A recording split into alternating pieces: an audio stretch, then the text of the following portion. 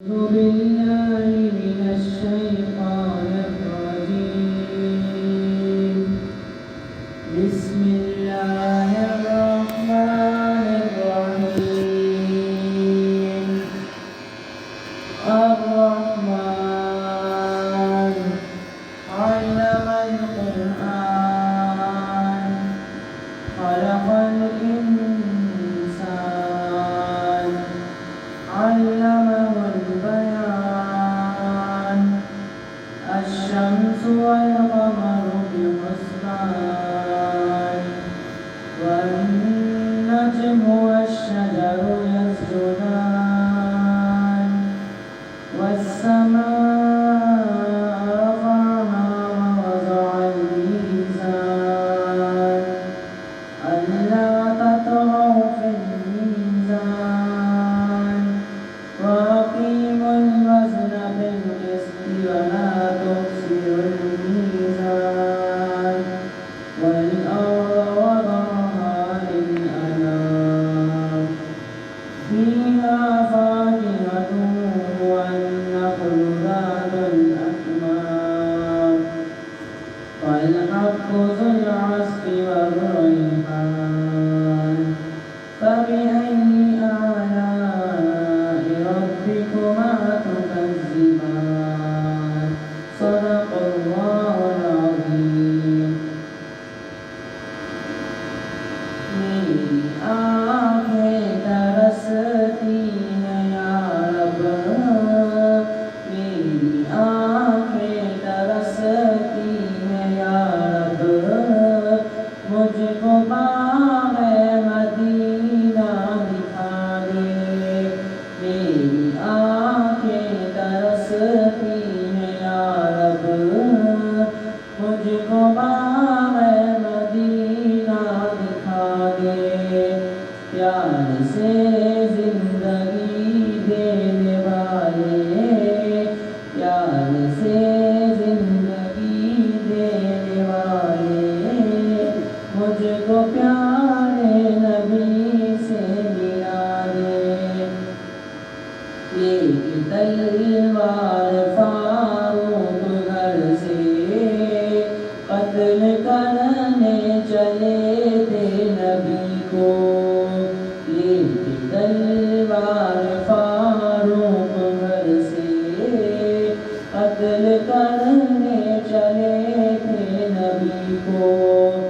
پاس پہنچے تو کی عرض رو کر، پاس پہنچے تو کی عرض رو کر، میرے محبوب کلمہ پڑھا دے.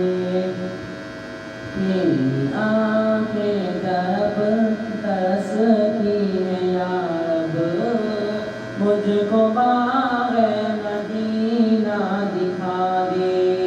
پیار سے زندگی دینے والے، مجھ کو پیارے نبی سے ملا دے. کربلا میں حسین ابن حیدر حق سے فرمایا ہوں میں نہا کر. کربلا میں حسین ابن حیدر حق سے فرمایا ہوں میں نہا کر. تانی تانی یتیموں کو دے کر مجھ کو جام شہادت پلا دے. تاجداری یتیموں کو دے کر مجھ کو جام شہادت پلا دے. میری آنکھیں ترستی ہیں یا رب، مجھ کو باغ مدینہ دکھا دے. پیار سے زندگی دینے والے، مجھ کو پیارے نبی سے ملا دے.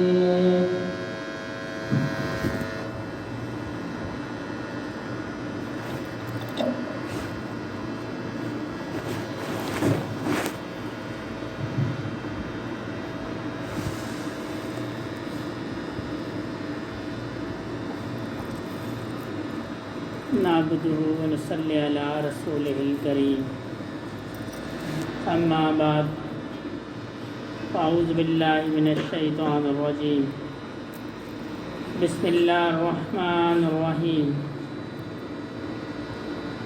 قال الله تعالى في قرآن المجيد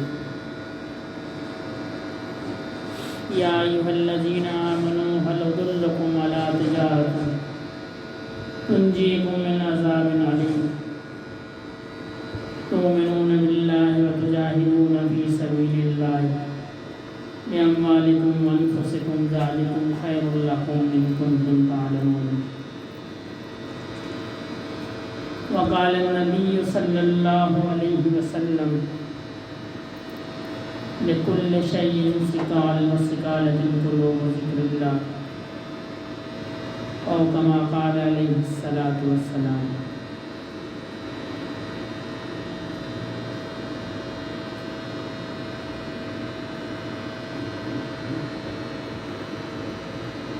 اس زندگی کو گزارنے کے لیے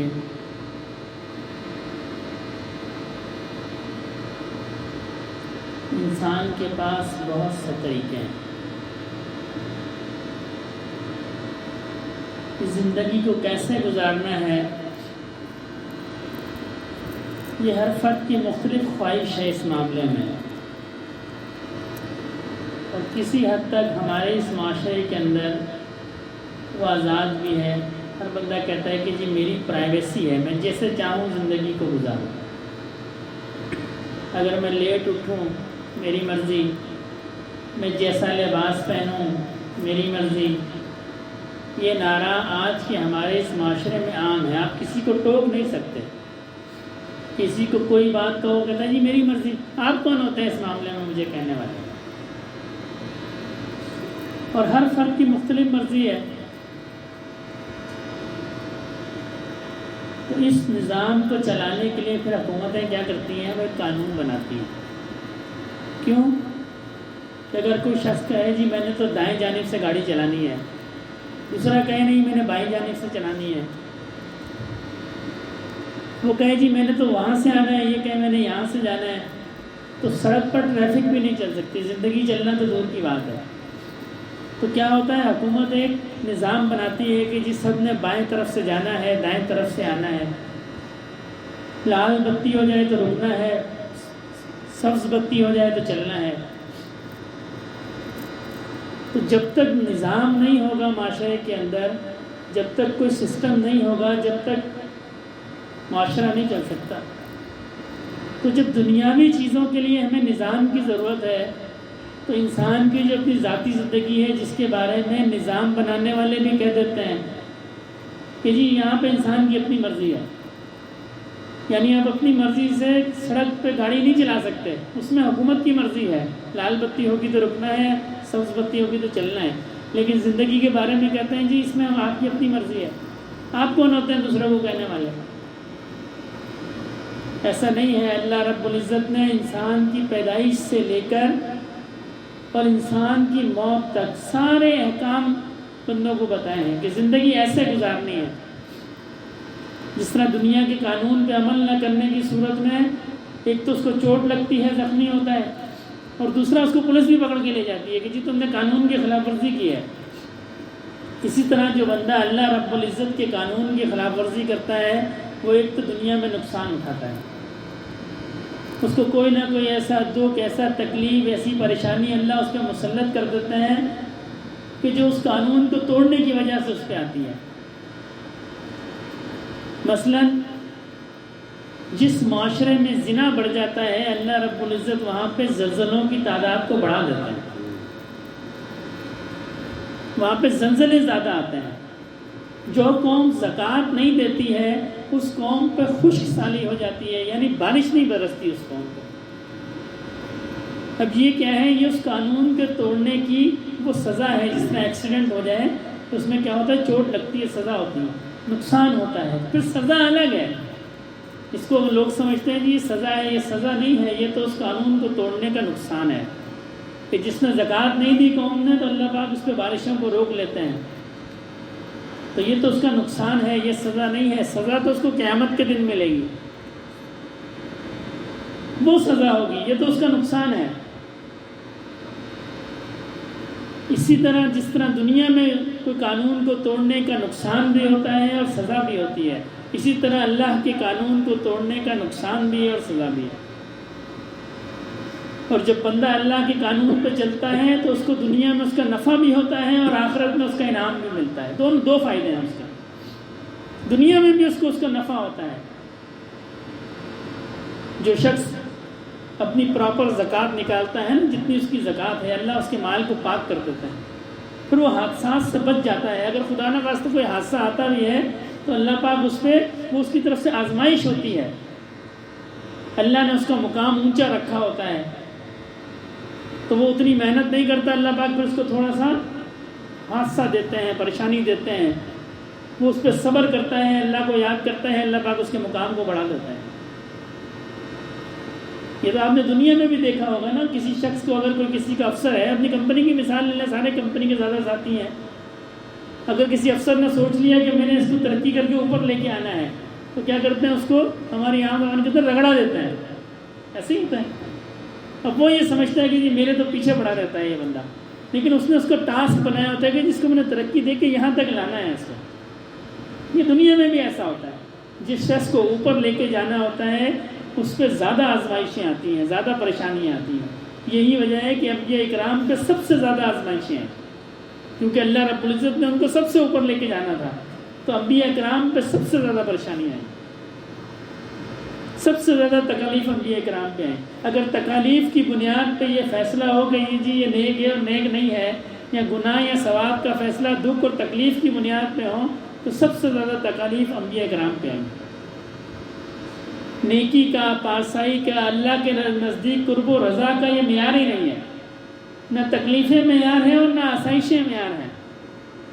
کسی کی آسائش کو دیکھ کر یہ کہا جائے تو بہت دنیا دار آدمی ہے، تو یہ معیار نہیں ہے۔ آسائش اللہ کی رضا کا کو ناپنے کا یا اللہ کی ناراضگی کو ناپنے کا معیار نہیں ہے، اس لیے کہ اللہ رب العزت نے سلمان علیہ السلام کو بادشاہت دی،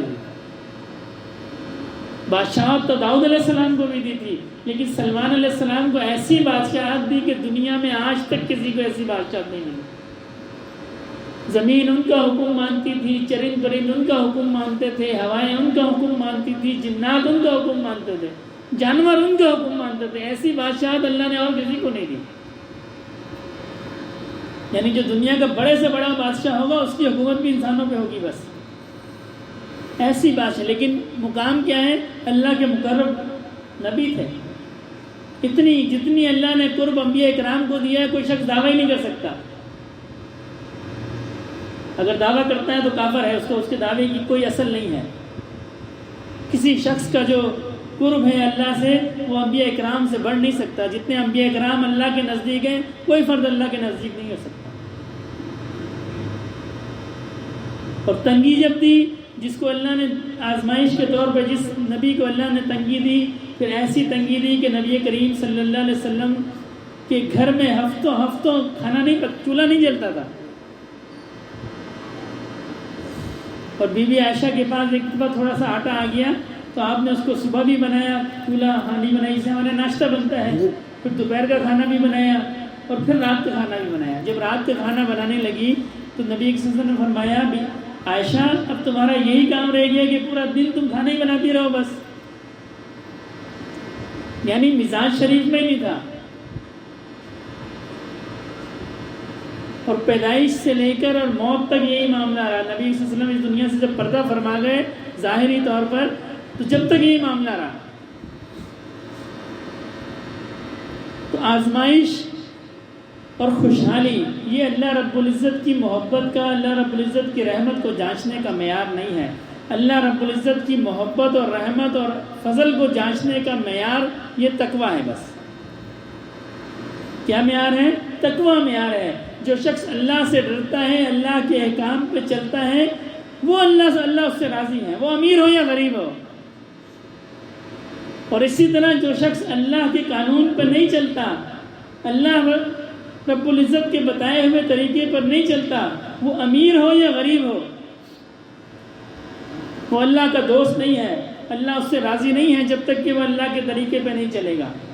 اس کے لیے نہ امارت شرط ہے، نہ صحت شرط ہے، نہ تندرستی شرط ہے، کوئی چیز شرط نہیں ہے۔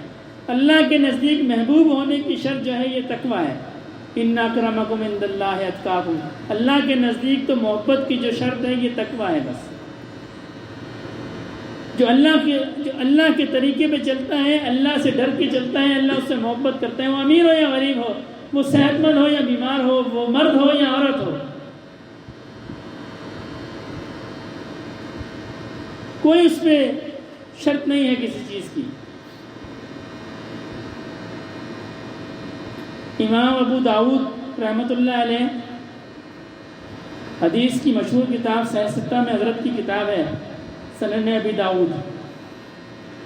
حضرت کو 5 لاکھ احادیث یاد تھیں۔ کتنی؟ 5 لاکھ۔ اور آپ نے اپنی کتاب میں 4800 حدیثیں ان میں سے منتخب کر کے وہ اپنی کتاب میں لکھی ہیں۔ اور صحیح ستہ کے اندر حضرت کی جو کتاب ہے اس کا درجہ صحیح کے بعد ہے، یعنی صحیح بخاری، صحیح مسلم اور اس کے بعد سنن ابی داؤد۔ اور فرماتے ہیں مجھے 5 لاکھ احادیث یاد تھیں اور اس میں سے میں نے اپنی کتاب میں لکھی 4800۔ اور پھر میں نے جب اپنی پوری ذخیرہ احادیث پہ غور کیا تو مجھے معلوم ہوا کہ 4 احادیث ایسی ہیں ان میں سے کہ جن پہ اگر بندہ عمل کر لے تو اس کی پوری زندگی بخیر و عافیت حالت ایمان میں گزر جائے گی۔ 4 احادیث بس، اس 5 لاکھ احادیث میں سے 4 احادیث ایسی ہیں جن پہ عمل کر لے پوری زندگی بخیر و خوبی احسن طریقے سے گزر جائے گی۔ فرمایا پہلی حدیث ہے انما الاعمال بالنیات، عمل کا دار و مدار نیت پر ہے، یہ پہلی حدیث ہے۔ حضرت امام ابو حنیفہ رحمۃ اللہ علیہ فرماتے ہیں جس نے اس حدیث پہ عمل کر لیا اس کے لیے یہ حدیث اس کی عبادات کے لیے کافی ہے، اس کی عبادات کے لیے حدیث کافی ہے۔ پوری زندگی کی عبادت اگر وہ اس حدیث پہ رکھ کے کرے گا اس کی پوری زندگی کامیاب ہو جائے۔ عمل کا دار و مدار نیت پر ہے، جیسا وہ عمل کرے گا، جیسی اس کی نیت ہوگی اس کے مطابق اس کا فیصلہ ہوگا، نیت کے مطابق فیصلہ ہوگا۔ اس لیے وہ ایک محاورہ ہے نا کہ کسی کی قضا بھی قبول ہو جاتی ہے، کسی کی جو ہے وہ نفل بھی قبول نہیں ہوتا، کسی کے تہجد بھی قبول نہیں ہے، کسی کی قضا بھی قبول ہے، اس لیے کہ نیت کے مطابق فیصلہ ہے۔ جس کی جیسی نیت ہوگی، جتنی نیت خالص ہوگی، جتنی اللہ سے محبت ہوگی، اتنے اس کے اعمال کا وزن ہوگا۔ نبی کریم صلی اللہ علیہ وسلم نے مسجد النبوی کے اندر اعلان فرمایا، جہاد کا اعلان تھا تو چندے کا اعلان فرمایا کہ جی لوگ پیسے دیں، مال اسباب دیں، جہاد پہ جانا ہے۔ تو ایک صحابی جو ہے ان کے پاس کچھ بھی نہیں تھا۔ عرب کے اندر جو ہے وہ غریب سے غریب آدمی کے گھر میں بھی کھجوریں ہوتی ہیں، تو ان کے گھر پہ کھجوریں بھی نہیں تھیں، یعنی غربت کا ہی عالم تھا۔ نبی کریم صلی اللہ علیہ وسلم کی خدمت میں سامان بھی دینا تھا، بیوی سے کہنے لگے تمہارے پاس چادر ہے نا، ایسا کرتے ہیں اس کو 2 حصوں میں تقسیم کر دیتے ہیں، آدھا حصہ جو ہے یہ میں نبی صلی اللہ علیہ وسلم کی خدمت میں دے دیتا ہوں اور باقی آدھا حصہ تم جو ہے وہ اوڑھ لینا اس کو۔ تو وہ نیک بیوی کہنے لگی کہ بھائی نیک بخت، یہ جو آدھا کر دیں گے تو یہ نہ ان کے کام کا اور نہ میرے کام کا، یہ آدھا دوپٹہ جو ہے، آدھی چادر، یہ کس کام کی؟ نہ میرے کام کی رہے گی نہ ان کے کام کی رہے گی۔ پھر سوچا کیا کیا جائے، پھر ایک یہودی کے یہاں گئے، اس کے یہاں مزدوری کیا کی کہ کھیت کو جو کھجوروں کے جو باغ ہے اس کو پانی دینا ہے، ساری رات کنویں میں سے پانی نکالتے رہے۔ اس زمانے میں یہ مشینری نہیں ہوتی تھی، ہاتھ سے ڈول سے پانی نکالنا پڑتا تھا۔ اس کے بدلے اس نے 1 سیر کھجوریں دی۔ صبح وہ کھجوریں لے کے نبی کریم صلی اللہ علیہ وسلم کی خدمت میں حاضر ہوئے۔ اب جب وہاں تو کافی سامان تھا، صحابہ کرام میں مالدار لوگ بھی بہت تھے، اللہ نے بہت سو کو بہت مال دیا تھا۔ حضرت عبدالرحمن بن عوف رضی اللہ تعالیٰ عنہ جب فوت ہوئے تو آپ کے پاس اتنا سونا تھا کہ اس کو آریوں سے کاٹا گیا، اور خود فرمایا کرتے تھے کہ میں اگر مٹی میں بھی ہاتھ ڈالوں تو وہ سونا ہو جاتی ہے۔ تو ہر صحابی نے اپنی اپنی حیثیت اور ہمت کے مطابق دیا۔ تو جب یہ لے کے آئے تو جو منافقین وہاں موجود تھے انہوں نے باتیں کی کہ جی ایک سے یہ جو کھجور ہے، یہ کھجور کس کام کی، اس سے کیا فائدہ ہوگا مسلمانوں کو، یہ تو کسی کام کی نہیں ہے، ایک سیر کھجور اتنے مال میں اس کی کیا اہمیت، یہ تو ایسے ہی رات ضائع کی ساری رات کماتا رہا، اس ایک سیر کھجور سے تو کوئی فائدہ نہیں ہے۔ تو جب انہوں نے نبی کریم صلی اللہ علیہ وسلم کی خدمت میں وہ کھجوریں پیش کی تو آپ نے فرمایا اس کو سارے مال کے اوپر بکھیر دو، اس کی برکت سے وہ مال بھی قبول ہو جائے گا، سارے مال پہ بکھیر دو اس کو۔ انما الاعمال بالنیات، جس کی نیت ٹھیک ہے اس کا 1 روپیہ بھی برکت والا ہے، اور جس کی نیت ٹھیک نہیں ہے اس کے لاکھوں روپے میں بھی برکت نہیں ہے۔ اورنگزیب کے ایک استاد تھے، میں اکثر یہ واقعہ کہا کرتا ہوں، ایک دفعہ اورنگزیب نے اپنے استاد کی دعوت کی، عالم تھے، ان کی دعوت کی، خود بادشاہ تھا، دعوت کی، خدمت کی، کھانا وانا بنایا کھلایا، جاتے ہوئے ان کو 1 روپیہ ہدیے کے طور پہ دیا۔ اس زمانے میں 1 روپیہ بڑی رقم تھی لیکن اتنی بڑی نہیں تھی۔ کچھ عرصے بعد بادشاہ جب سال مکمل ہوتا تھا تو فہرست بنتی تھی، اس زمانے میں جو اسلامی حکومت تھی تو ہوتا یہ تھا کہ جو زکوٰۃ ہوتی تھی وہ اسلامی حکومت اس کو کلیکٹ کرتی تھی، اپنے پاس لیتی تھی اور پھر اس سے غریبوں کو اور جو زکوٰۃ کے جو مصارف ہیں ان میں خرچ کرتی تھی۔ تو جب اورنگزیب کے پاس وہ فہرست آئی کہ جن جن لوگوں سے زکوٰۃ لینی ہے، شہر کے جو مالدار لوگ ہیں، تو اس میں سب سے اوپر ان کے استاد کا نام۔ بڑے حیران ہوئے کہ جی 1 سال پہلے تو ان کی حالت، یہ تو زکوٰۃ لینے والوں میں شامل تھے، اور 1 سال کے بعد یہ نوبت آ گئی کہ ان کا نام جو ہے وہ لسٹ میں سب سے اوپر ہے۔ تو وہ جو محکمے والے تھے ان سے پوچھا کہ بھائی اس میں کوئی غلطی تو نہیں؟ انہوں نے کہا نہیں یہ بالکل صحیح ہے، وہ واقعی بہت مالدار ہیں۔ اب چونکہ وہ ان کے استاد تھے تو ان کو اچھا معلوم نہیں ہوا کہ میں ان سے پوچھوں، بہرحال زکوٰۃ وغیرہ لی، پھر ان کی دعوت کی، دوبارہ ان کی دعوت کی، وہ آئے، کھانا وانا کھلایا، خدمت کی، اور عرض کی کہ حضرت اگر آپ ناراض نہ ہوں تو ایک بات پوچھوں؟ انہوں نے فرمایا پوچھیں۔ کہنے لگے حضرت کچھ عرصے پہلے تک تو آپ کا نام زکوٰۃ لینے والوں کی فہرست میں ہوتا تھا، یہ اس دفعہ عجیب معاملہ ہوا، آپ کا نام جو ہے وہ زکوٰۃ دینے والوں کی فہرست میں اور وہ بھی سب سے اوپر، تو اس کی کوئی وجہ، میں آپ پہ شک نہیں کر رہا، اس کی کوئی وجہ، کوئی کیا وجہ رہی؟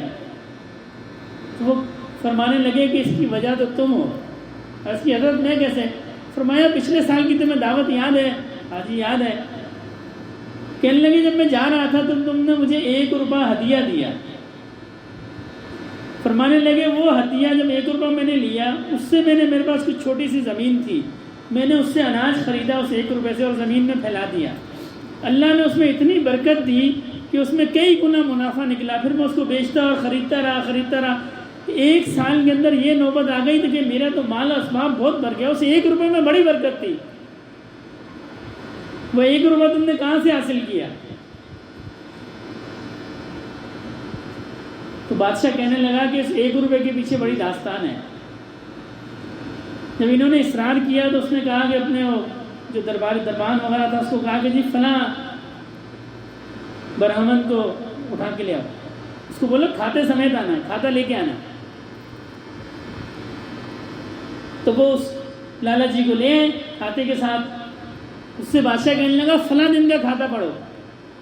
یہ جو ہندو ہوتے تھے برہمن، ان کی عادت ہے اور ابھی بھی ہے، جن لوگوں کو ان سے کوئی تعلقات رہے ہوں، یہ رجسٹر بناتے ہیں اپنے خرچ کا اور آمدن کا، اور اس کو روز کے روز یہ اس کو بیلنس کرتے ہیں، جتنا خرچ اتنی آمدن، کوئی چیز ایسی نہیں ہوتی یہ لکھتے نہیں ہیں۔ تو بادشاہ اس سے کہنے لگا اس دن کا کھاتا نکالو اور پڑھو۔ اس نے پڑھنا شروع کیا، جی اتنے پیسے یہاں خرچ کیے، اتنے پیسے یہاں خرچ کیے، اتنے پیسے یہاں خرچ کیے، اور پھر اس کھاتے میں لکھا تھا 1 روپیہ اور آگے خرچ نہیں لکھا تھا۔ بادشاہ کہنے لگا یہ 1 روپیہ تم نے کہاں خرچ کیا؟ وہ کہنے لگا بادشاہ سلامت اس کے پیچھے ایک کہانی ہے۔ کہنے لگا کہ جی رات کا ٹائم تھا، برسات کا موسم تھا، تو بارش شروع ہو گئی اور اس کے نیچے میرا اناج رکھا تھا اس اپنے گودام کے، اور وہ گودام ٹپکتا تھا، تو مجھے بڑی پریشانی ہوئی کہ جی بارش کی وجہ سے سارا یہ میرا غلہ خراب ہو جائے گا۔ تو میں رات میں باہر نکلا، دیکھا ایک مزدور جا رہا ہے. میں نے اس سے کہا تم یہ غلہ منتقل کرو گے دوسری جگہ پہ؟ اس نے کہا ہاں جی غلہ میں منتقل کروں گا. قیمت طے ہو گئی اس زمانے کی جو بھی 10 روپے یا 15 روپے، اور اس نے صبح تک وہ غلہ شفٹ کرتا رہا. جب صبح صادق کا وقت آیا تو اس نے کہا کہ جب مجھے شفٹ کر دیا میری مزدوری نے، تو لالا جی کہنے لگا کہ جی میرے پاس تو اس وقت کھلے پیسے نہیں تھے. میں نے اس سے کہا یہ ایک تم ایسا کرو صبح آ جانا دکان پہ میری، مجھ سے لے لینا میں تمہیں دے دوں گا. اس نے کہا نہیں میں صبح تمہارے پاس نہیں آ سکتا. اس نے کہا میرے پاس 1 روپیہ کھلنا ہے. اس نے کہا جی 1 روپیہ ہی دے دو. وہ 1 روپیہ لے کے چلا گیا، اور میں نے اس کے آگے اس لیے نہیں لکھا کہ جب وہ آئے گا تو میں پوری رقم دے کے آگے لکھ دوں گا. اس کے بعد دوبارہ وہ نہیں آیا.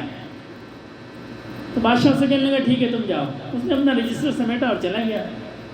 تو بادشاہ اپنے استاد سے کہنے لگا کہ وہ جو مزدور تھا وہ میں تھا، اور یہ جو 1 روپیہ تھا یہ میری اس رات کی محنت کا پیسہ تھا. تو جب بندہ محنت کرتا ہے نا ایمانداری کے ساتھ، پھر اللہ اس میں اتنی برکت دیتا ہے. اس 1 روپے میں برکت ہے. جس کی نیت ٹھیک نہیں ہے، بے ایمانی کا پیسہ ہے، 1,00,000 روپے ہوں گے اس میں برکت نہیں ہوگی. 100 نفل پڑھ لے گا، نیت ٹھیک نہیں ہے، اللہ کی طرف رجوع نہیں ہے، اس میں وہ برکت نہیں ہے جو 2 نفل میں برکت ہے. وہ 2 نفل جو اللہ کی طرف رجوع کر کے پڑھے جائیں وہ 100 نفل سے بہتر ہیں جن میں ذہن بندے کا یہ ہو گنتی پوری کرنی ہے بس. منت جو ہے، منت ماننا یہ اسلام میں جائز ہے، اس کی اجازت دی ہے، لیکن اس کو پسند نہیں فرمایا. یعنی کوئی شخص یہ منت مان لے کہ جی میرا فلاں کام ہو گیا تو میں اتنا صدقہ دوں گا، اس کی اجازت ہے، لیکن یہ رسول نے پسند نہیں فرمایا. پسند اس لیے نہیں فرمایا کہ کام ہونے کے بعد جو ہے وہ صدقہ کرنا اور کام ہونے سے پہلے صدقہ کرنا، ان دونوں میں بڑا فرق ہے. فرمایا فتح کے بعد شامل ہونے والے اور فتح سے پہلے شامل ہونے والے یہ دونوں برابر نہیں ہیں. کیونکہ نیت کا فرق ہے. اس وقت پتہ لگ گیا، ایک صحابی تھے نا عدی بن حاتم تائی کے بیٹے، جنگ ہوئی تو حاتم تائی کی بیٹی پکڑی گئی.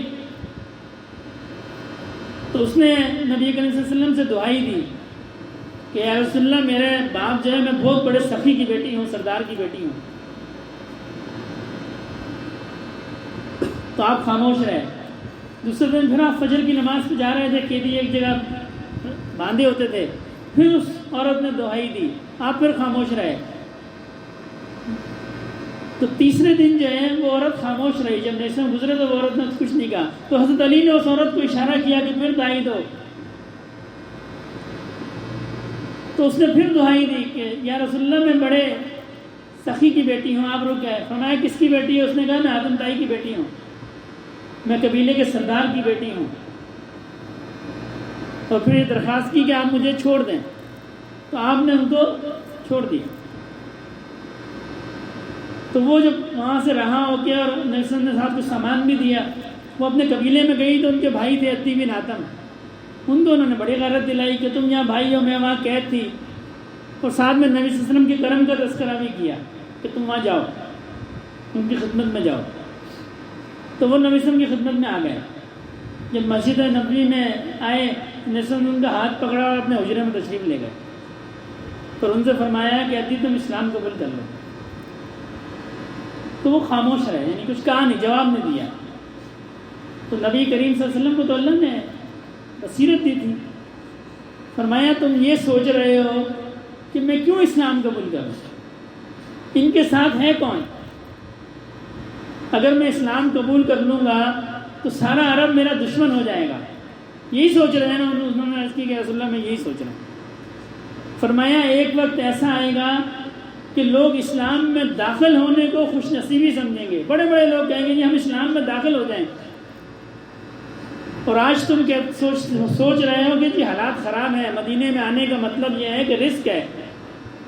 فرمایا ایک وقت ایسا آئے گا، ایسی اسلامی حکومت بنے گی کہ عورت زیور پہن کر نکلے گی اور لمبا فاصلہ طے کرے گی، کسی میں جرت نہیں ہوگی کہ جو اس کو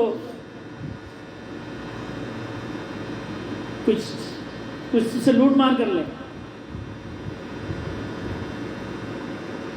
پھر وہ ایمان لے کے آئے. اور پھر فرماتے ہیں میں نے حضرت عمر کے دور میں وہ زمانہ دیکھا، بڑے بڑے سلاطین، بڑے بڑے بادشاہوں کی خواہش تھی کہ ہم اسلام میں چلے جائیں، لیکن جو فضیلت ان صحابہ اکرام کو ہے جو فتح سے پہلے مسلمان ہوئے، وہ فضیلت ان کو نہیں ہے جو فتح کے بعد مسلمان ہوئے. تو نیت بنیادی چیز ہے. انما الاعمال بالنیات، کیا فرمایا؟ 4 حدیثوں میں سے 5 لاکھ میں سے 4 حدیثیں. پہلی ہے انما الاعمال بالنیات، یعنی عمل کا دار و مدار نیت پہ ہے. فرمایا دوسرا یہ ہے، نبی کریم صلی اللہ علیہ وسلم نے فرمایا کہ مومن کا، انسان کا ایمان جو ہے وہ اس وقت تک مکمل نہیں ہے جب تک وہ لغویات سے نہ بچ جائے. امام ابو حنیفہ رحمۃ اللہ علیہ فرماتے ہیں یہ انسان کی پوری زندگی کے وقت کے لیے کافی ہے. یعنی اس حدیث پہ عمل کرے گا تو پوری زندگی کا وقت اس کا گزر جائے گا. لغویات میں نہیں پڑھنا، یہاں فرائض، یہاں جو ہے گناہ کی بات نہیں ہے، یہ حرام کی بات نہیں ہے، لغویات کی بات ہے. فالتو کام، لغو کام، یعنی ایسا کام جس کو کرنے سے دنیا کو کوئی نفع نہ ہو اور چھوڑنے سے دین کا کوئی نقصان نہ ہو. ایسے ہی بیکار کام بس. کیونکہ انسان کا وقت جو ہے یہ بہت قیمتی ہے. انسان کی زندگی معمولی نہیں ہے. روایات میں آتا ہے کہ جنت کے اندر بھی حسرت کس بات کی ہوگی، میں نے وقت کیوں ضائع کر دیا، میں اس وقت کو بھی اللہ کی یاد میں گزار دیتا. یہ وقت اللہ کی یاد میں گزر جاتا، میں نے کیوں وقت ضائع کر دیا. دنیا کے کام بھی کرتا رہے اور اللہ اللہ بھی کرتا رہے. حضرت مولانا عبدالغفور مدنی رحمۃ اللہ علیہ کہ تشریف لے جا رہے تھے، کوئی ساتھی ڈرائیوری کر رہا تھا جسے، تو حضرت نے اس سے فرمایا کہ بھائی تمہارے ہاتھ کیا کر رہے ہیں؟ اس کی حضرت میرے ہاتھ جو ہے نا اسٹیئرنگ پہ ہے. فرمایا پاؤں؟ اس کی حضرت ایک پاؤں جو ہے وہ ایکسیلیٹر پہ ہے، ایک پاؤں گیئر پہ، کلچ پہ ہے، بریک پہ ہے. فرمایا آنکھیں؟ اس کی حضرت آنکھیں سامنے دیکھ رہی ہیں کہ ادھر ادھر کوئی ایکسیڈنٹ نہ ہو جائے. فرمایا زبان؟ عرض کی حضرت زبان آپ سے باتیں کر رہی ہے. پھر فرمایا کہ بھائی دل کیا کر رہا ہے؟ خاموش ہو گیا. فرمایا بھی فقیرہ دل کو بھی کسی کام پہ لگاؤ. یہ جو دل ہے اس کو بھی کسی کام پہ لگاؤ. ہاتھ کو کام پہ لگا دیا، پیروں کو کام پہ لگا دیا، زبان کو کام پہ لگا دیا، دل کو بھی کسی کام پہ لگاؤ. کمپنی میں ملازم ہے، کام کر رہا ہے، ہاتھ کا کام ہے نا، ہاتھ کام کرتے رہے، دل اللہ کو یاد کرتا رہے.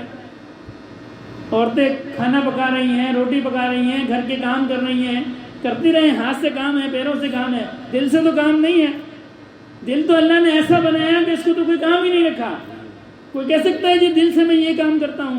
اللہ نے دل کو ایسا تخلیق کیا ہے کہ اس سے دنیا کو کوئی کام ہو ہی نہیں سکتا.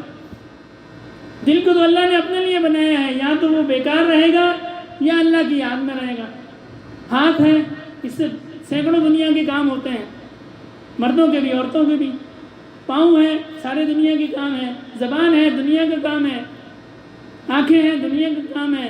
لیکن دل کے بارے میں کوئی بھی نہیں کہہ سکتا جی اس کا دنیا کا یہ کام ہے. دل تو اللہ نے بنایا ہی اپنی یاد کے لیے. آدم علیہ السلام کو تخلیق فرمایا تو فرشتوں نے یہ مخلوق پہلی دفعہ دیکھی تھی، تو فرشتے آ کے دیکھتے تھے آدم علیہ السلام کو، فرشتے آ کے دیکھتے تھے. تو پھر اللہ رب العزت نے پوچھا یہ اللہ پاک یہ کیا ہے؟ فرمایا یہ ہاتھ ہے، اس سے کام کرے گا، یہ پاؤں ہے، اس سے چلے گا. مختلف چیزوں کو، جیسے ہماری بھی عادت ہے کوئی نئی چیز دیکھتے ہیں تو پھر تحقیق کرتے ہیں جی اس کا کیا کام ہے، اس کا کیا کام ہے، اس کا کیا کام ہے. تو جب دل کے مقام پہ پوچھا اس کی اللہ یہ کیا ہے؟ فرمایا یہ دل ہے، اس میں میں رہوں گا. یہ دل انسان کا معمولی نہیں ہے. ایک مومن کے دل کو توڑنا یہ اتنا بڑا گناہ ہے کہ بیت اللہ کو توڑنے سے بڑا گناہ ہے. ایک مومن کے دل کو توڑنا یہ بیت اللہ کو توڑنے سے بڑا گناہ ہے. ایک مومن کی عزت کی حفاظت کرنا بیت اللہ کی حرمت سے زیادہ افضل ہے. کسی مومن کا عیب چھپانا کسی زندہ درگور کی ہوئی بچی کو بچانے سے زیادہ افضل ہے. یہ دل تو اللہ نے اپنے کام کے لیے بنایا ہے، اس کا دنیا کا کوئی کام نہیں ہے۔ تو جب دنیا کے کام چلتے رہے ہیں ہاتھ سے پاؤں سے، تو دل جو ہے یہ اللہ کی یاد میں چلتا رہے بس۔ تو فرمایا بہتر مومن وہ ہے جس کا جو لغویات سے بچ جائے۔ اور تیسری حدیث مبارکہ فرمائی کہ مومن وہ ہے کہ جس کی زبان اور جس کے ہاتھوں سے دوسرا مومن محفوظ رہے، جس کی زبان اور ہاتھوں سے دوسرا مومن محفوظ رہے۔ ہاتھوں سے ظلم نہیں کرنا، یہ حقوق العباد کے بارے میں ہے۔ اور چوتھی حدیث یہ بیان فرمائی کہ جو اپنے لیے پسند کرے وہ دوسروں کے لیے پسند کرے، جو اپنے لیے پسند کرے۔ آج اس پیمانے میں تو ہم بالکل زیرو ہیں، ہم کہتے ہیں دوسرے کی ایسی کی تیسی ہو جائے، ہمارا کام صحیح ہو بس۔ فرمایا مومن کی پہچان یہ ہے کہ جو اپنے لیے پسند کرے وہ دوسرے کے لیے پسند کرے۔ کوئی کام ہے، سوچے میں اس کو کروں گا تو میں دوسرے کو کیسے پھنسا سکتا ہوں۔ کوئی سودا کرنا ہے، پتہ ہے کہ جس چیز ٹھیک نہیں ہے، دوسرے کو دلا دیا، یار کوئی بات نہیں میری تھوڑی ہے۔ کسی نے مشورہ کیا، ٹھیک ہے ٹہلا دیا۔ ایسے کسی نے مشورہ کیا، اس کو ایسے مشورہ دینا ہے گویا یہ چیز میں خود کرتا ہوں۔ میں کسی سے معاملہ کرتا ہوں، مجھے پتہ ہے یہ بندہ ٹھیک نہیں ہے، کوئی دوسرے شخص معاملہ کر رہا ہے، مجھ سے مشورہ کرتا ہے جی فلاں سے معاملہ کرنا ہے، آپ کی کیا رائے ہے، اور مجھے پتہ ہے وہ بندہ ٹھیک نہیں ہے، اور میں یہ سوچوں کہ نہیں جی میں نے کون سا کرنا ہے، خود ہی بھگتے گا۔ نہیں، اپنے لیے جو پسند کرے، مجھے اس سے معاملہ پسند ہے، میں اس کو کہوں گا جی بندہ بالکل ٹھیک ہے، میں اس سے معاملہ کرنا پسند کرتا ہوں۔ نہیں ٹھیک تو نہیں ٹھیک۔ مجھے ضمناً ایک بات یاد آ گئی، جنرل حمید گل، اس سے وہ انڈیا کے کونسل جنرل نے میٹنگ رکھی، اس سے کہنے لگا کہ ہم نے فلاں ملک سے ہتھیار خریدنے ہیں، تو وہ ہتھیار آپ کی کیا رائے ہے، یہ ٹھیک ہے کہ نہیں ہے؟ تو اس نے کہا کہ انہوں نے کہا نہیں یہ ٹھیک نہیں ہے، آپ وہاں سے خریدیں گے، ہتھیار تو کسی کام کے نہیں ہیں۔ تو بعد میں آ کے جب اس کی رپورٹ وغیرہ لکھی تو ان کو کسی ان کے افسر نے بلایا اور کہا کہ جی ریٹائرمنٹ کے بعد کس نے بلایا ہوگا کہ جی آپ اس کو کہہ دیتے خرید لو، اس کو نقصان ہو جاتا، اچھا ہمارا دشمن ہے، اس کو تو نقصان ہوتا، بیکار چیزیں خرید لیتا۔ فرمایا کہنے لگا کہ میرے دل میں یہ بات آئی کہ میں اس کو دھوکہ دے دوں، پھر مجھے نبی کی حدیث مبارکہ یاد آئی، اس میں اس کی کوئی تخصیص نہیں ہے کہ جی دشمن ہو تو اس کو الٹے مشورے دے دو۔ کہنے لگا مجھے حدیث مبارکہ یاد آ گئی کہ جو چیز اپنے لیے پسند کرو، تو میں نے اس کو نہیں کہا، میں نے اس کو صحیح مشورہ دیا جو صحیح بات۔ تو اس پیمانے پہ بندہ اپنے آپ کو پرکھے۔ یہ 4 حدیث حضرت امام ابو داؤد رحمۃ اللہ علیہ فرماتے ہیں کہ یہ اگر 4 حدیث پہ عمل ہو گیا، پوری زندگی اس کی پوری زندگی پہ عمل ہو گیا۔ اور امام ابو حنیفہ رحمۃ اللہ علیہ اس میں ایک حدیث کا اور اضافہ فرماتے ہیں، ایک حدیث کا فرماتے ہیں نبی کریم صلی اللہ علیہ وسلم نے فرمایا حلال بھی واضح ہے اور حرام بھی واضح ہے، اور ان کے درمیان ایک مشتبہ چیز ہے، تو جو اس مشتبہ چیز سے بچ گیا اس نے اپنا ایمان بھی بچا لیا اور عزت بھی بچا لی۔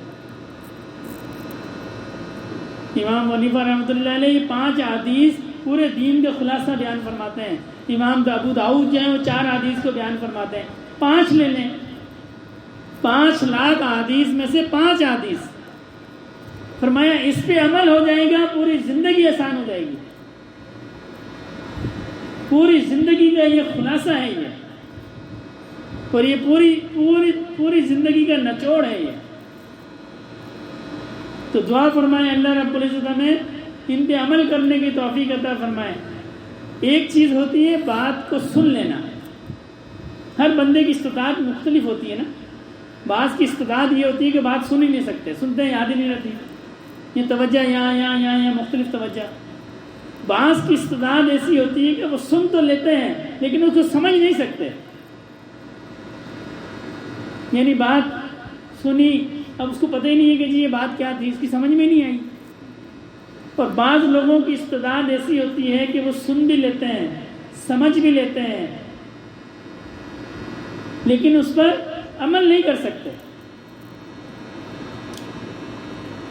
پتہ ہے، سمجھ اچھی طرح بات آگے جی یہ کام کرنا ہے، یہ نہیں کرنا ہے، لیکن اس پہ عمل نہیں کرتے۔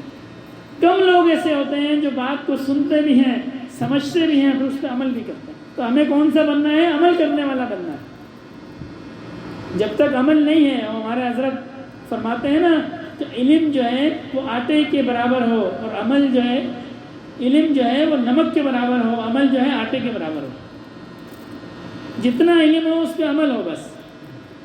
امام شافعی رحمۃ اللہ علیہ کے حالات میں آتا ہے کہ آپ غریب تھے، جب آپ کے استاد آپ کو پڑھانے لگے نا، پڑھتے رہے، جب زکوٰۃ کا مسئلہ آیا فرمایا مجھے اس کی ضرورت نہیں ہے، اس لیے کہ مجھ پہ زکوٰۃ واجب ہی نہیں ہے، تو میں اس کو پڑھ کے کیا کروں گا۔ تو پہلے اکابر جو ہے وہ علم اس لیے حاصل کرتے تھے کہ ہم اس پہ عمل کر سکیں۔ علم تو ہے ہی وہ جس پہ عمل ہو، ورنہ تو معلومات ہیں، ورنہ تو معلومات ہیں۔ بڑے حضرت رحمۃ اللہ علیہ فرمایا کرتے تھے کہ قیامت کے دن معلومات کا حساب نہیں ہوگا، معمولات کا حساب ہوگا۔ آج ہم میں سے ہر شخص کو معلومات بہت ہے،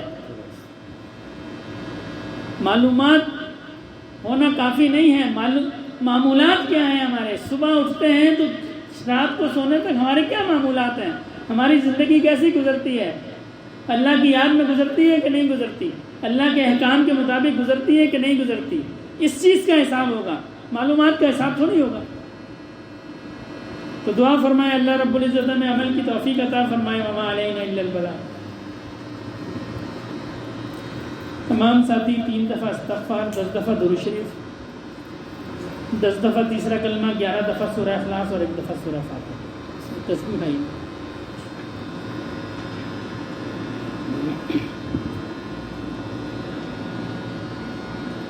تصویر ہوگا نا ایک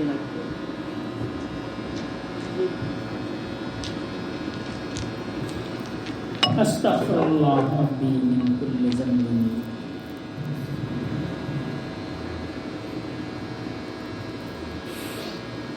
سبحان اللہ والحمد للہ ولا الہ الا اللہ واللہ اکبر۔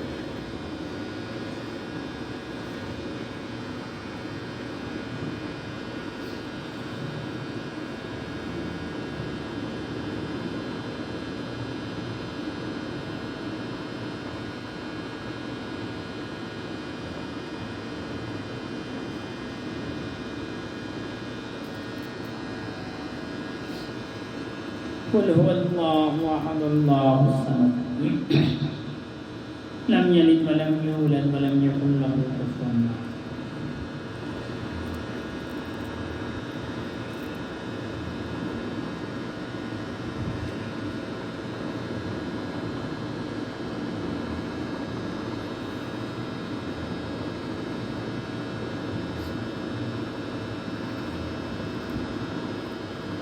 صلی اللہ علیہ وسلم۔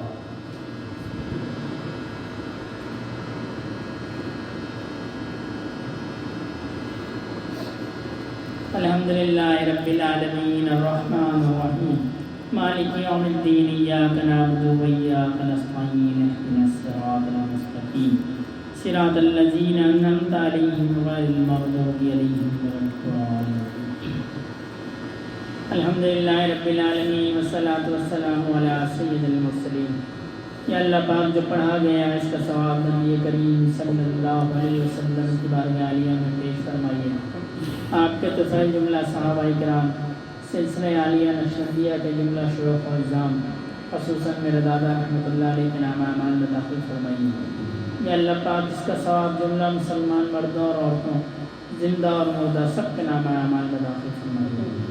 اللہم صلی علی سیدنا مولانا محمد صلاۃ تنجینا بها من جمیع الاحوال والآفات وتجزیلنا بها جمیع الحاجات وتطهرنا بها من جمیع السیئات وترفعنا بها عندك اعلی الدرجات وتبلغنا بها اقصى الغایات من جمیع الخیرات فی الحیاة وبعد الممات انك على كل شیء قدیر۔ سبحان ربک رب العزت عما یصفون وسلام علی المرسلین والحمد للہ رب العالمین آمین برحمتک یا تمام ساتھی آنکھوں کو بند کر لیں، چہرے کو کپڑے یا رومال سے ڈھانپ لیں، اپنی توجہ کو دل کی طرف رکھیں اور دل کی توجہ اللہ رب العزت کی ذات کی طرف رکھیں۔ یہ تصور رکھنا ہے کہ اللہ رب العزت کی رحمت اور محبت میرے دل میں آ رہی ہے اور اس کی برکت سے میرے دل کی سیاہی دور ہو رہی ہے اور میرا دل کر رہا ہے اللہ اللہ۔ تسبیح کی ٹک ٹک پہ تصور رکھنا ہے کہ یہ تسبیح کی ٹک ٹک نہیں ہے بلکہ یہ میرے دل کی دھڑکن ہے اور یہ کر رہا ہے یا اللہ اللہ۔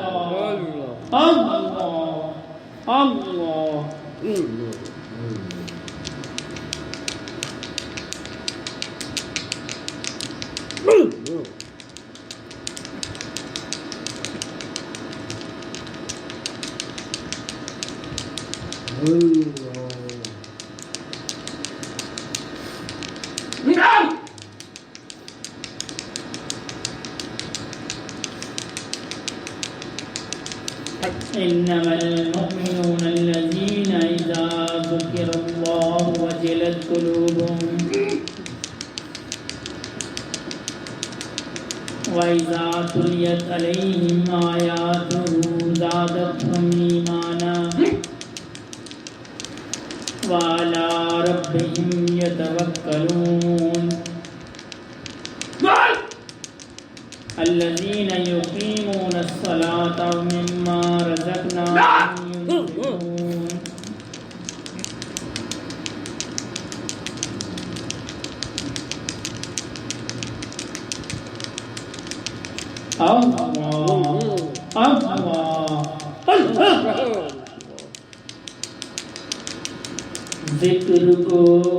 ذکر کو تا تیرا جانست پاکیے دل سے ذکر رحمان است مومنا ذکر خدا بسیار گو مومنا ذکر خدا بسیار گو تابع آبی درد و عالم آبرو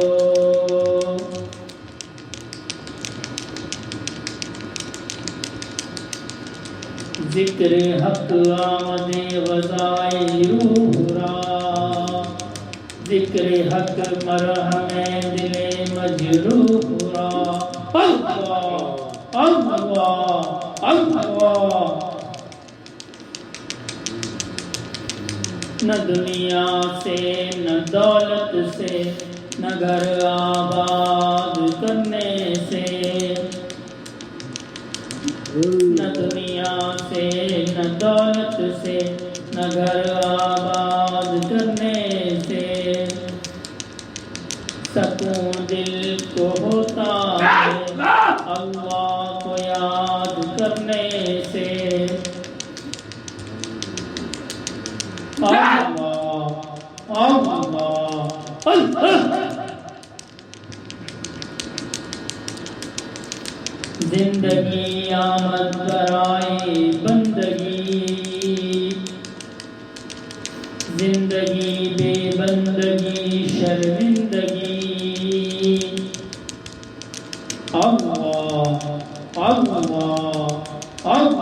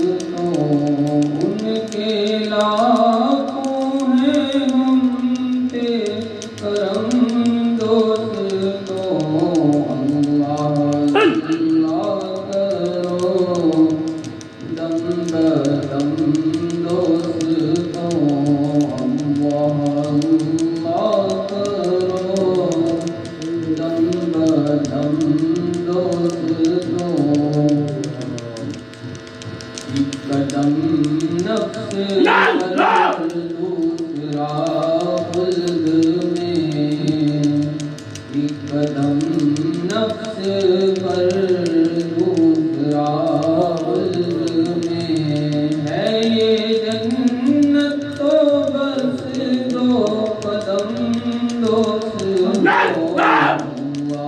اللہ کرو دم بدم دوست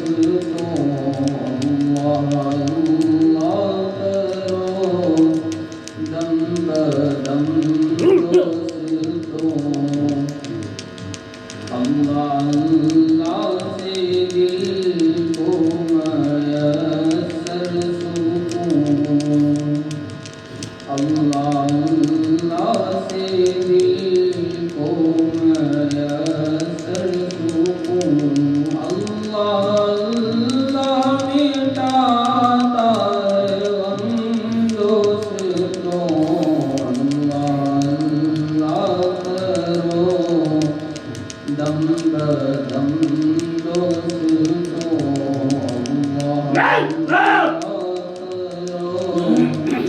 دم بدم دوستوں قلب ذاکر پہ دونوں جہاں منکشف قلب ذاکر پہ دونوں جہاں منکشف اس کے دل پہ لگا جام جم دوستوں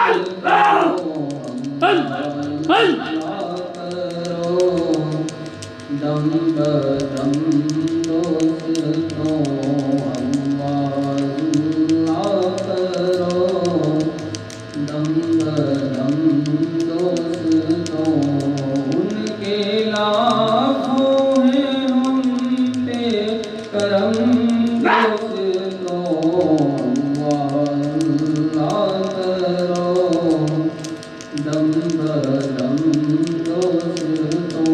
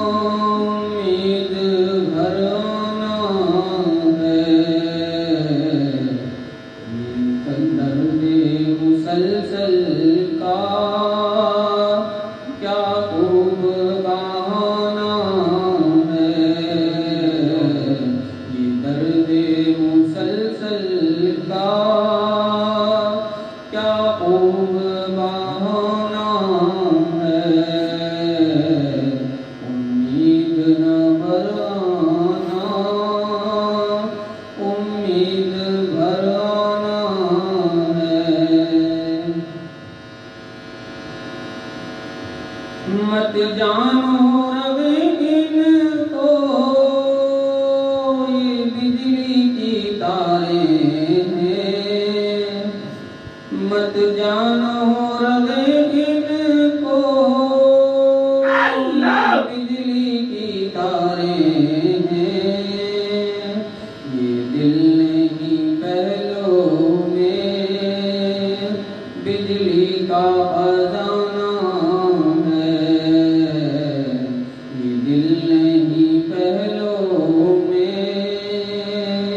بجلی کا خزانہ ہے امید نہ بھرانا امید بھرانا ہے اس دل کے سمندر میں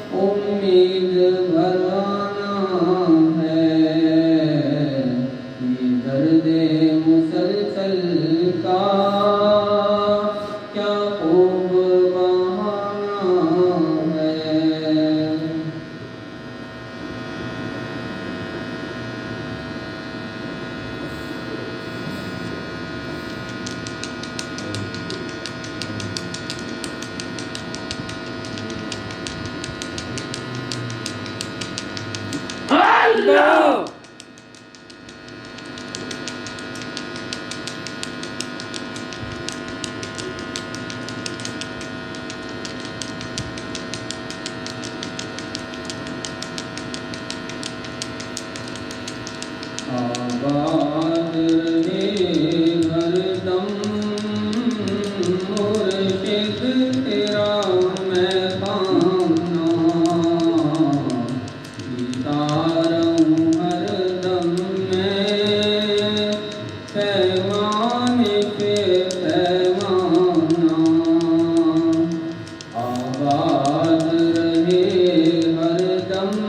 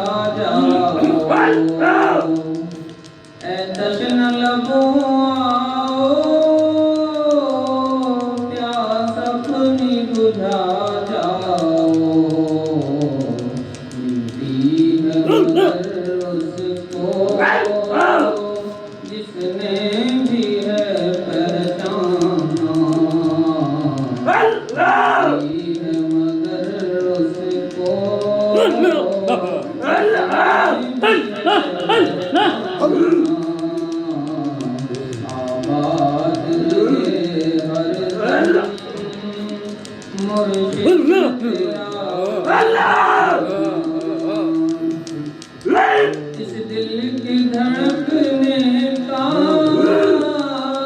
انداز جو کر لوگے اس دل کی دھڑکنے کا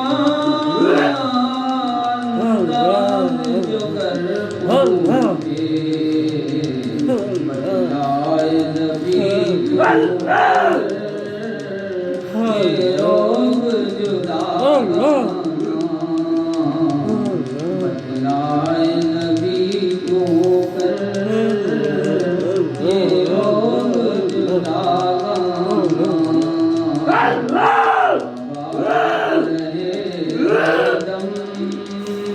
مرشد تیرا میں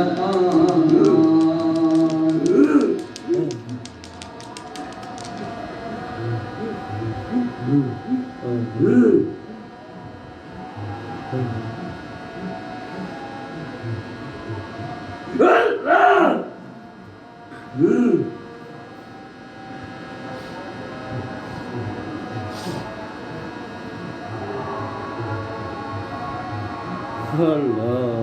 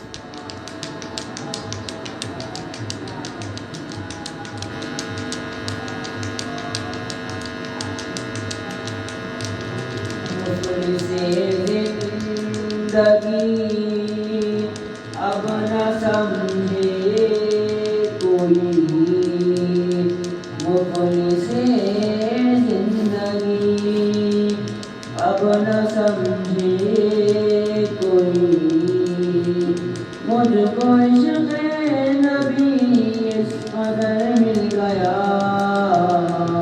جگمگائے نہ کیوں میرا آپ سے دروں، جگمگائے نہ کیوں میرا آپ سے دروں، ایک پتھر کو آئی نظر مل گیا،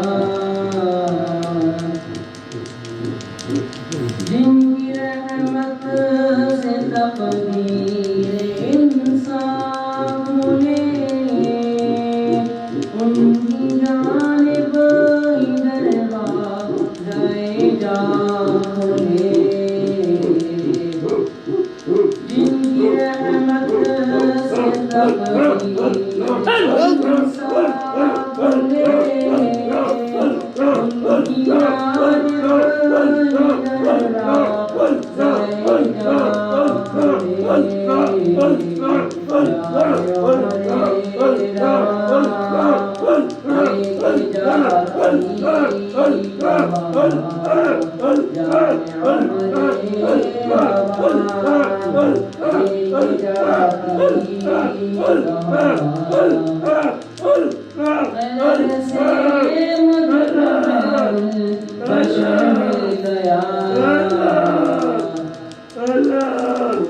جس طرف سے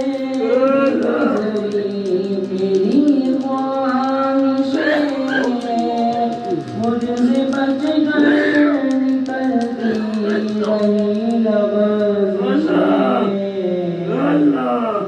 جس طرف سے میری خواہشیں مجھ سے بچ کر نکلتی رہی لبزشیں،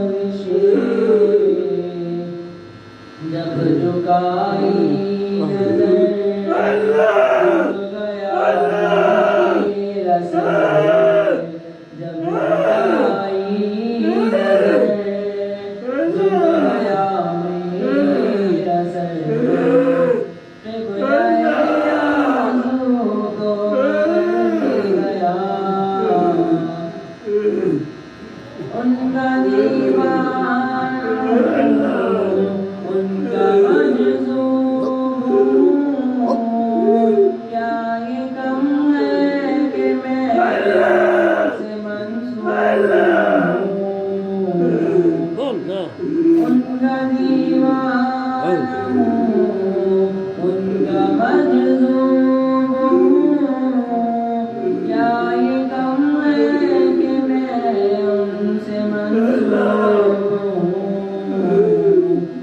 سرحد حشر تک جاؤں گا بے رنگ، سرحد حشر تک جاؤں گا بے رنگ، مجھ کو اتنا تو سال سفر مل گیا،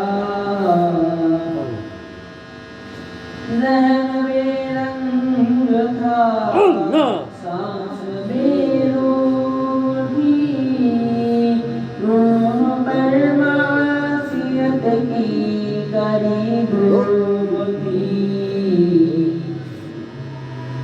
ذہن بے رنگ تھا سانس بے روح تھی، روح پر معصیت کی کری دھوپ تھی، ان کے چشم غنی رونق جا بنی، ان کے چشم غنی رونق جا بنی، چھاؤں جس کی گھنی وہ شجر مل گیا،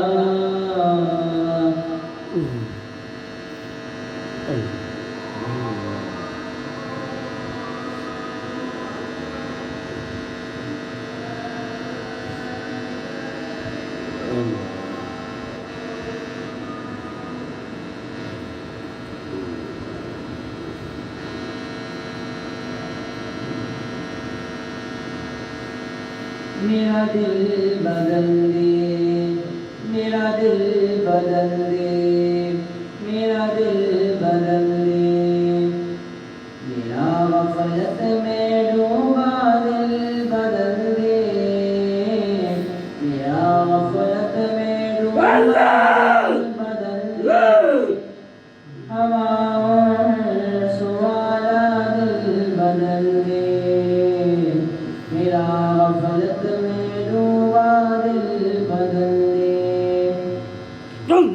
آیا فضل فرما دل بدل دے، خدایا فضل فرما دل بدل دے، بدل دے دل کی دنیا دل بدل دے، میرا غفلت میں ڈوبا دل بدل دے،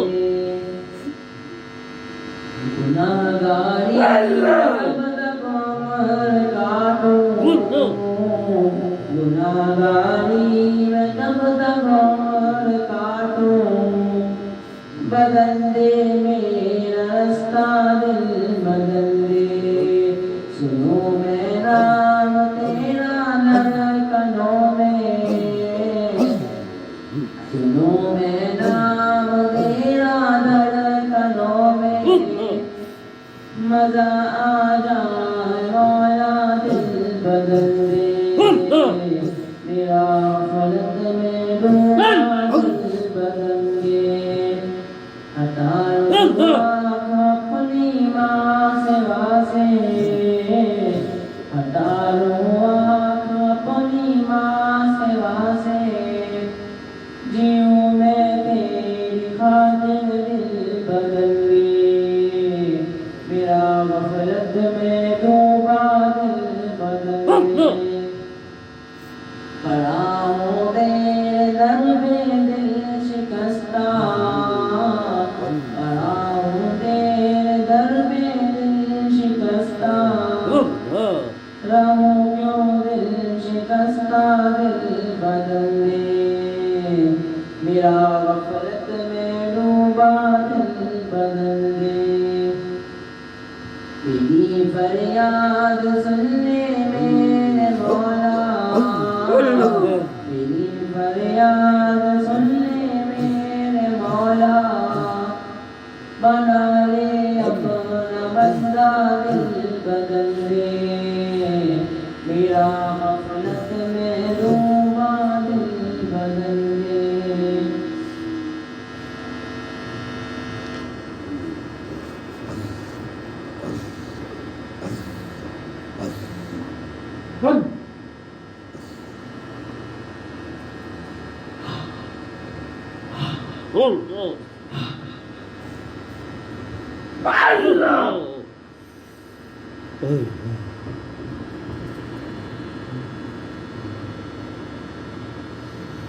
دعا خیر الحمدللہ رب العالمین الرحمن الرحیم مالک یوم الدین ایاک نعبد و ایاک نستعین اهدنا الصراط المستقیم صراط الذین انعمت علیہم غیر المغضوب علیہم ولا الضالین ربنا ظلمنا انفسنا وان لم تغفر لنا وترحمنا لنكونن من الخاسرین ربنا لا تؤاخذنا ان نسینا واخطأنا ربنا ولا تحمل علينا إصرا كما حملته على الذين من قبلنا ربنا ولا تحملنا ما لا طاقة لنا به واعف عنا واغفر لنا وارحمنا أنت مولانا فانصرنا على القوم الكافرين ربنا لا تزغ قلوبنا بعد إذ هديتنا وهب لنا من لدنك رحمة إنك أنت الوهاب ربنا هب لنا من أزواجنا وذرياتنا قرة أعين واجعلنا للمتقين إماما اللهم حاسبني حسابا يسيرا اللهم حاسبني حسابا يسيرا اللهم حاسبني حسابا يسيرا ربنا آتنا في الدنيا حسنة وفي الآخرة حسنة وقنا عذاب النار اللهم أعنا على ذكرك وشكرك وحسن عبادتك اللهم إنك عفو تحب العفو فاعف عنا. یا اللہ پاک اپنی رضا والی زندگی عنایت فرمائیے. یا اللہ پاک رضا کی حالت میں موت عطا فرمائیے. آمین. یا اللہ پاک جو گناہ ہو گئے ہوں، ظاہری ہوں یا خفیہ ہوں، اعلانیہ ہوں، یا اللہ پاک سب گناہوں کو اپنے فضل سے معاف فرمائیے. یا اللہ پاک جو تنگ دست ہیں ان کی تنگ دستی کو دور فرمائیے. یا اللہ پاک جو قرض میں مبتلا ہیں غیب کے خزانے سے ان کے قرض کو ادا فرمائیے. یا اللہ پاک جو بیمار ہیں ان کو تندرستی عطا فرمائیے. یا اللہ پاک جو اولاد کی نعمت سے محروم ہیں ان کو نیک صالح اولاد عطا فرمائیے. یا اللہ پاک جو اولاد نرینہ کی نعمت سے محروم ہیں، یا اللہ پاک اپنے فضل سے نیک صالح وارث عطا فرمائیے. یا اللہ پاک امت پر رحم فرمائیے. یا اللہ پاک جو ہمارے بڑے چھوٹے اس دنیا سے چلے گئے، یا اللہ پاک اپنے فضل سے ان کو جنت الفردوس میں جگہ عطا فرمائیے. یا اللہ پاک قیامت کے دن نبی کریم صلی اللہ علیہ وسلم کی شفاعت نصیب فرمائیے. یا اللہ پاک امت پر رحم فرمائیے. جہاں جہاں بھی مسلمان مظلومیت کی زندگی گزار رہے ہوں، یا اللہ پاک اپنے فضل سے ان کو اس ظلم اور مصیبت سے نجات عطا فرمائیے.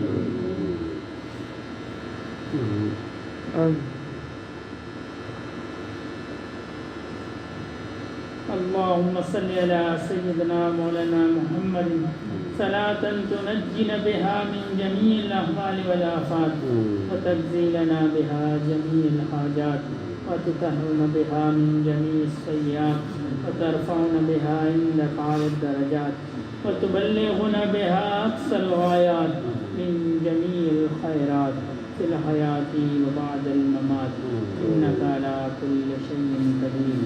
سبحان ربك رب العزة عما يصفون وسلام على المرسلين والحمد لله رب العالمين. آمين برحمتك يا أرحم الراحمين.